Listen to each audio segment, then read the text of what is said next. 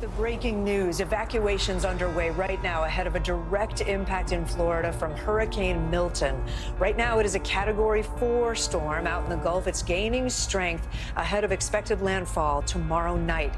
Elon Musk has shocked the world with a claim that's as bold as it is fascinating. I have proof the US government is controlling Hurricane Milton. This statement has not only brought curiosity, but has also sparked a firestorm of debate and speculation about the potential implications of governmental manipulation of natural disasters. This storm isn't just causing damage, it's also raising questions about whether the government is involved in changing the weather. And why would someone like Elon Musk turn his attention to something as chaotic as hurricane control? What proof does he have? And what does this mean to us? What's happening? The emergence of Hurricane Milton has sparked a whirlwind of speculation and concern regarding the potential manipulation of weather patterns by the government, even though President Biden has come forward, strongly denying that the government can't control the weather. Many individuals, especially those aligned with figures like Elon Musk, passionately argue that the US government possesses both the capability and a troubling historical precedent to wield weather as a covert weapon, thus asserting control over natural phenomena. This heated discourse predominantly revolves around the role of the next generation weather radar system and its alleged function in manipulating air masses and weather events to the delight or dismay of political fictions and conspiracy theorists. Now, you might think this is just a wild claim, but the US government has actually tried to change the weather over the years. But before I dive into that, make sure to subscribe to our channel and give us a thumbs up.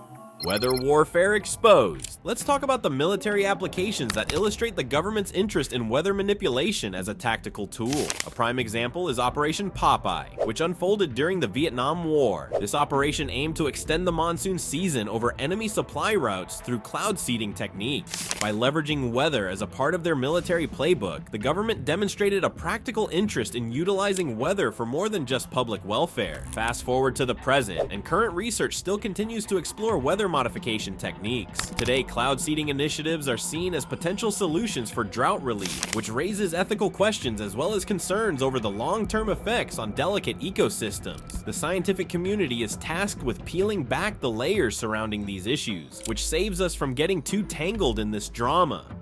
Moving on to the technological wonders of today, enter the next generation weather radar system network. This sophisticated system comprises over 160 Doppler radar installations spread across the United States, operated by prestigious agencies like the National Weather Service, the Department of Defense, and the Federal Aviation Administration. What this network provides is nothing short of invaluable real-time data, including details on wind patterns, precipitation, and severe weather events. Imagine having your weather eye on the pulse of the nation. Diving further into the technical capabilities of the next generation weather radar system is like unwrapping a technological gift. At its core, this impressive setup utilizes Doppler radar technology to measure the velocity of precipitation particles. For meteorologists, this means they can detect rotation within storms, which ultimately helps them predict severe weather events, such as tornadoes, with heightened accuracy. However, with claims of weather manipulation swirling around, proponents of the theory regarding Hurricane Milton being manipulated take us down a rabbit hole filled with fascinating assertions. One of the key aspects revolves around the idea of frequency transmitters. Some advocates assert that the next generation weather radar system network functions not just as a sophisticated monitoring tool, but also as a mechanism for manipulating air masses through specific frequency transmissions. According to these theorists, these very transmissions have the potential to repel or modify storm movement. Taking this idea a step further, they argue that certain frequencies emitted by the next generation weather radar system can create noteworthy circular blue flashes in specific videos, which allegedly have the capacity to repel approaching storm systems. Picture this: mysterious blue flashes emanating from radar installations, altering the trajectory of severe storms. Sounds like something straight out of a sci-fi movie, right? Adding another layer of intrigue, some theorists propose that if these air masses are seeded with electrically conductive nanoparticles, they become even more susceptible to manipulation through these frequency transmissions. This notion digs deeper into the conspiracy rabbit hole, suggesting a highly coordinated effort to modify weather patterns in ways that raise eyebrows and inspire countless debates. As we talk about these claims, it's essential to consider the implications of centralized control and synchronization of next-generation weather radar system installations throughout the country. Centralized control. Could these installations actually have the power to influence weather patterns? One could argue that the ability to coordinate multiple radar systems simultaneously implies a roadmap for government agencies to manage responses to inclement weather events in a theoretically strategic manner. And let's not forget the historical precedents that lend credence to these issues. Records indicate that governments have previously explored using weather as a strategic tool in their agendas, which further fuels the belief that manipulation could still be ongoing today. Yet, while these discussions bring excitement and curiosity, they also necessitate a grounded approach, one that separates sensational narratives from the scientific realities at play. So as we tie all this together, we really need to take a thoughtful look at the claims surrounding weather manipulation, especially when it comes to Hurricane Milton. But what's really surprising is that Musk is not the only one that has been accusing the government of this disaster. Congresswoman Marjorie Taylor Greene has stirred the pot with her bold claims that the government is in on secret geoengineering efforts, which she argues contribute to extreme weather events like hurricanes. Intriguingly, her remarks have gained a following among certain groups who lean into conspiracy theories that revolve around the idea of climate manipulation. Greene often points to the National Oceanic and Atmospheric Administration and its historical weather modification projects as supposed proof of ongoing government activities to control weather patterns, insinuating that sinister forces are at play. Plausible deniability. This term captures the essence of government accountability, or perhaps the lack of it, when it comes to weather manipulation claims. Imagine this: officials having the ability to turn a blind eye, denying any knowledge or responsibility for harmful actions carried out by their agencies or affiliates. In the murky waters of weather modification discussions, the question arises, could government bodies be covertly involved if they partner with non-governmental organizations that engage in these controversial weather modification practices? While it's true that NGOs may delve into research or implement localized weather modification techniques, a prime example being cloud seeding to enhance precipitation, they often operate within the regulatory framework set by governmental entities. This arrangement creates a gray area where accountability can get a bit foggy. If adverse effects result from these activities, trying to pinpoint who holds responsibility can become an uphill battle. It's like trying to find a needle in a haystack of bureaucratic red tape, complicated and often frustrating. As if the situation wasn't already complex, we also need to examine the ongoing conversations around geoengineering techniques that aim to mitigate climate change. Solar radiation management. These strategies further entangle the narrative, making it hard to separate facts from fiction. Although researchers are busy exploring these fields, the truth is there's currently no compelling evidence suggesting that such methods are being implemented on a scale significant enough to influence immediate weather events, like the hurricanes Greene alludes to. The intriguing thing about Greene's theories is that they sit at a crossroads of public interest, scientific skepticism, and an underlying allure of the unknown. When prominent figures voice concerns about government conspiracies, it taps into a collective psychological phenomenon where people begin to question the systems around them. Could there be a conspiratorial aspect lurking beneath the surface of government actions? Even in something as complex as weather control, the narrative, filled with tension and suspense, captures imaginations while simultaneously dividing opinions. With every assertion Greene makes, a ripple effect occurs. It raises eyebrows and ignites passionate discussions about the potential ramifications of these claims. The captivating aspect here is that while Greene's statements stem from a belief in governmental manipulation, they also reflect broader fears about transparency, accountability, and the ethical dimensions of scientific exploration. As society grapples with challenges posed by climate change and unpredictable weather patterns, these discussions connect to larger themes of trust in institutions and the desire for truth in an age overflowing with information, both credible and dubious. Now, you're probably asking why the US government would want to manipulate the weather and cause this hurricane. The motivations behind weather manipulation have ignited a firestorm of speculation and debate, especially in light of recent hurricanes such as Hurricane Milton and Hurricane Helene. Political game. Advocates of weather manipulation theories, often trailing behind controversial figures, postulate that these atmospheric events may be deliberately directed to affect specific regions or populations, especially politically significant areas like North Carolina, known for its strong support among Trump supporters. This conversation becomes even more convoluted when you take into account not only the political climate, but also the financial and geopolitical interests that may be fueling efforts in weather modification. Additionally, there are historical precedents that demonstrate how weather has been used as a tool of control, adding layers of intrigue to this ongoing discourse. When we talk about targeting specific regions and populations, the notion that weather events could be intentionally engineered is a prevalent theme among conspiracy theorists. For example, in the aftermath of Hurricane Helene, claims began to swirl around that the federal government had manipulated the storm to specifically target Republican strongholds in North Carolina. These allegations often lack substantial evidence, but they gain traction in a politically charged environment characterized by widespread distrust of governmental institutions and their intentions. It raises doubts and ignites distrust, even when factual support is flimsy at best. In the intricate web of political context, the aftermath of Hurricane Helene paints a vivid picture of how misinformation flourishes in disaster scenarios. After the hurricane wreaked havoc on parts of North Carolina, a slew of conspiracy theories emerged. People began to circulate the idea that federal disaster relief efforts were somehow engineered to suppress Republican voter turnout in a critical swing state. Even more inflammatory remarks from figures like former President Donald Trump and other GOP members suggested that federal assistance was biased against Republican-dominated areas. They accused the government of diverting funds from storm victims to support undocumented immigrants instead. This sort of rhetoric tends to amplify public fears and engender a culture of mistrust, complicating disaster relief efforts in an already tense atmosphere. Furthermore, the reality of misinformation campaigns comes into play as we examine how swiftly and forcibly misinformation spreads, particularly in the age of social media. In the aftermath of natural disasters, far-right groups often disseminate claims about government control over weather, feeding into a cycle of confusion and creating distrust among the populace regarding official disaster response efforts. It's a captivating yet alarming phenomenon. Narratives crafted from speculation can infiltrate public consciousness, shaping perceptions and manipulating beliefs. And what's even more interesting is that the media is overlooking the impact on the voting process. Let's break it down.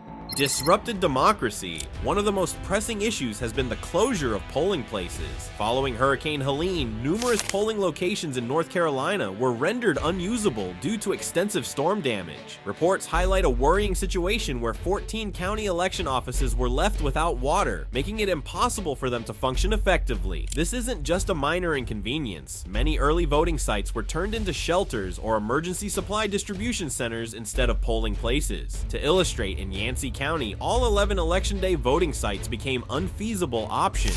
One key polling place, an elementary school, wasn't just damaged, but partially destroyed. Another site was completely washed away. This level of disruption creates a significant challenge for voters, particularly those who may not have access to alternative voting locations, a growing concern that can silence voter voices during critical moments like elections. The issue of voter displacement is another crucial facet of this scenario. Hurricanes have uprooted countless residents from their homes, adding another layer of complexity to their ability to participate in the electoral process. In North Carolina alone, more than 1.2 million registered voters reside in the 25 counties affected by Hurricane Helene. With roads becoming impassable and communication systems failing, many areas report an utter lack of cell service or internet access. The logistical hurdles for voters multiply significantly. Election officials find themselves scrambling to find usable polling locations, with some even considering the possibility of relocating sites across state lines to accommodate the needs of displaced voters. The urgency of this situation reflects a broader concern. Many individuals might be rendered unable to vote due to circumstances beyond their control, an unsettling reality that challenges the very foundation of our electoral system.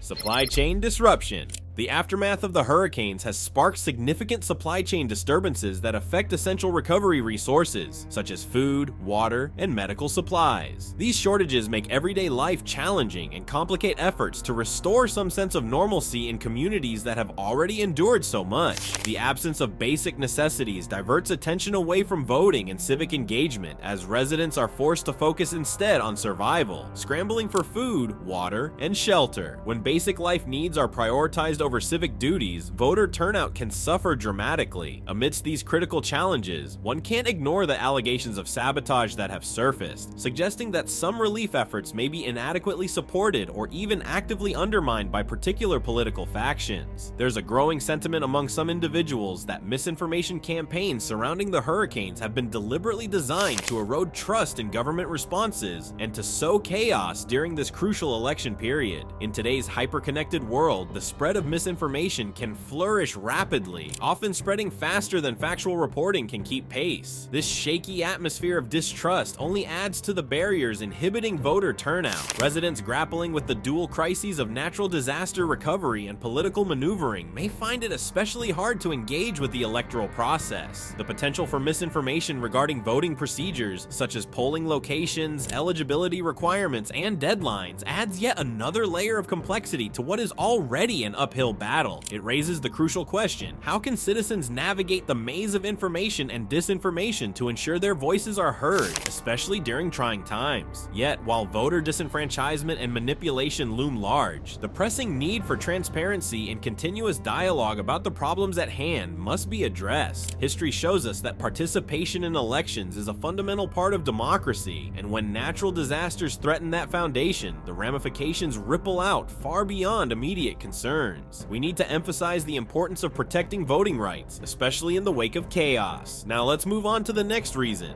financial and geopolitical interest. After all, these maneuvers are not merely the stuff of conspiracy theories. They also tap into centuries of human history, where the quest for control over natural resources has often driven nations to explore innovative, albeit controversial, weather modification techniques. The potential ramifications are varied and multifaceted, touching upon the economic stability and power structures within societies. One specific area of concern regarding resource control involves lithium mining. In light of recent claims surrounding Hurricane Helene, some have gone so far as to suggest that the government aimed to seize land in Chimney Rock, North Carolina for lithium mining endeavors. Lithium is an absolutely critical component for batteries used in electric vehicles and renewable energy storage systems. With the global demand for lithium escalating due to the rapid transition towards greener energy solutions, control over lithium-rich regions has taken on an increasing level of importance. As nations race to secure vital resources necessary for future energy solutions, it's easy to see how the intersection of weather manipulation and resource acquisition creates a complex strategic landscape. And let's not forget about the broader geopolitical strategies at play. Nations may view weather modification as a potential strategic tool for gaining advantages in resource-rich areas. By influencing precipitation patterns, governments can bolster agricultural productivity or mitigate droughts, amplifying their grip on essential water supplies. Such factors are crucial in maintaining economic stability and enhancing a nation's power. Simply put, the stakes are incredibly high. This creates a perfect storm for manipulation allegations to thrive. But as this technology is becoming even more pronounced, you can't help but raise questions about the impacts on the environment. Impact of climate engineering. The alteration of established weather patterns can have far-reaching effects that extend well beyond localized storms. For instance, changes in atmospheric dynamics may lead to altered precipitation patterns. As conditions shift, certain regions may find themselves inundated with floods, while others succumb to severe droughts. This inconsistency can wreak havoc on agriculture,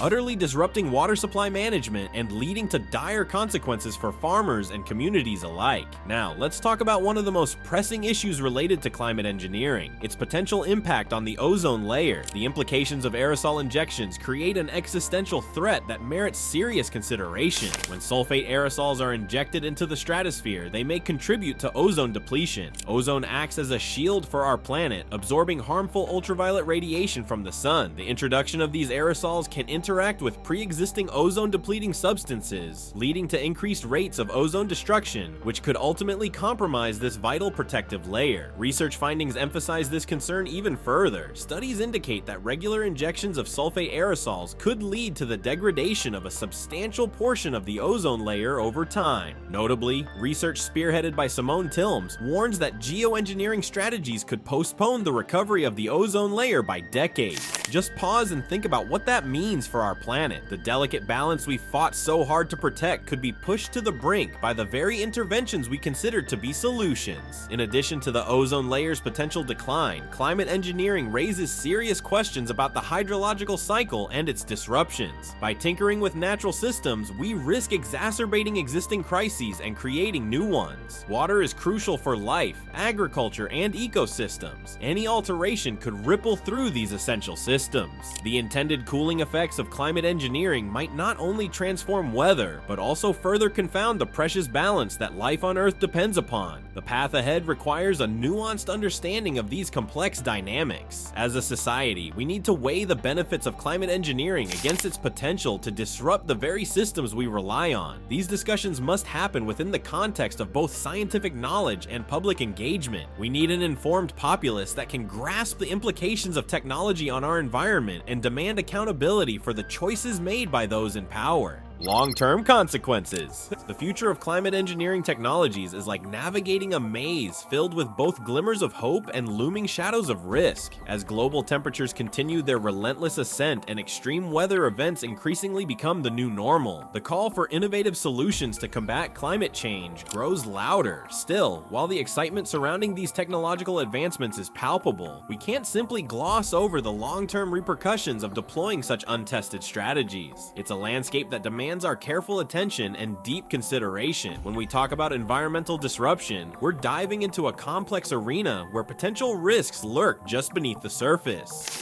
Take altered weather patterns, for example. Methods like solar radiation management and cloud seeding aim to combat climate change by reflecting sunlight or ensuring rainfall, but these techniques can lead to unintended consequences that may wreak havoc on regional climates. Imagine this: SRM is put into action to cool down the planet, but then, surprise, it disrupts established precipitation cycles. Areas that once enjoyed steady rainfall could suddenly find themselves in the grips of drought, while others may be inundated with unexpected floods. The unpredictability of these outcomes could very well exacerbate existing environmental issues rather than provide relief. It's a kind of gamble that no one should take lightly.